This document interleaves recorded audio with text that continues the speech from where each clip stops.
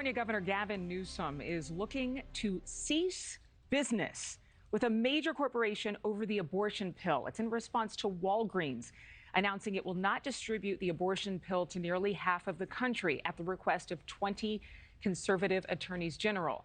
This all comes as a federal judge in Texas is set to rule on the legality of the morning after pill. We're joined right now by adjunct professor at Loyola Law School, Ethan Bierman, and the founding partner at Steinhauser Strategies, Randon Steinhauser. Good morning to both of you. Ethan, I'm going to start with you first. Walgreens customers would still be allowed to access this abortion pill in Newsom's state if he doesn't cut off business. Wouldn't he be cutting off access to women's health in his own state, too, if he cuts business ties with Walgreens?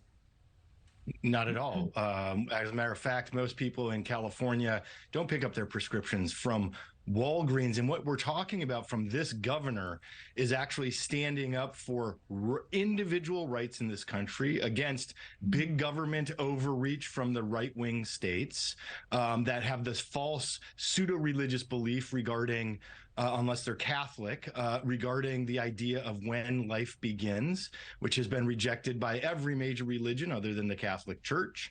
And the states can choose to not continue to do business with Walgreens. And many of us here in California have already stopped doing business with Walgreens because they allow pharmacists to make medical decisions for their customers and not distribute women's health care medications. Okay, there are so many things I want to say, but I'm going to let Randon speak out. Do you want to respond first to his comments? First, as a Catholic and as a mother of four, I just want to say it's always very interesting to me that men can come on and have so many big opinions about what's best for women. Look, the bottom line here is that this is once again an example of Gavin Newsom trying to insert himself into a national conversation that's about following the law.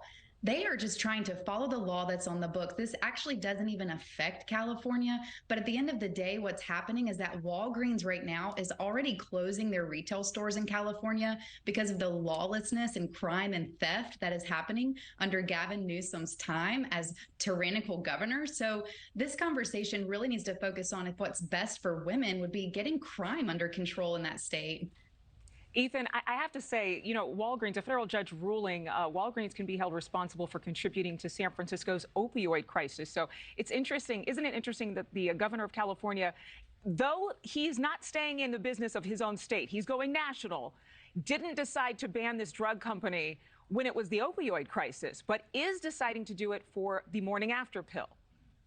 Wow, so many logical fallacies that are being used, including untruths. For example, Walgreens was closing stores due to economic performance. They never stated that it was due to crime. So that's just a lie about California again. And companies that are choosing to close for business reasons aren't related to crime. You also just falsely made a false equivalence between finding something out after the fact, ex post facto, regarding the opioid crisis is what Walgreens is being held responsible for. We found out after the fact that they contributed to it. In this case, Gavin Newsom is preventatively supporting women making their own choices about their own health and not letting pharmacists and large corporations make that decision for you. What's also fascinating about this, about Walgreens in particular, CVS, Costco, Walmart all received these same letters from those same attorneys general who are trying to do what all the red states are doing right now, which is forcing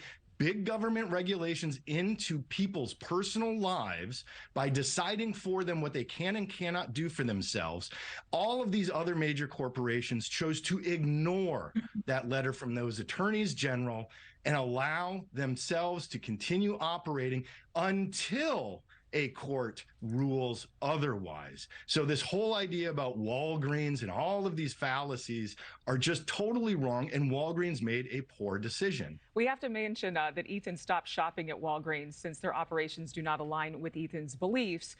But falsely equivocating is not what we're doing here. Governor Gavin Newsom is willing to take a stand on extreme issues, including this one that is very controversial. And Randon, I have to allow you to get the last word in here. I mean, it seems as though a lot of people would think that Governor Newsom should probably stick to the business in his own state rather than actually tell other states how they should do business. Absolutely right.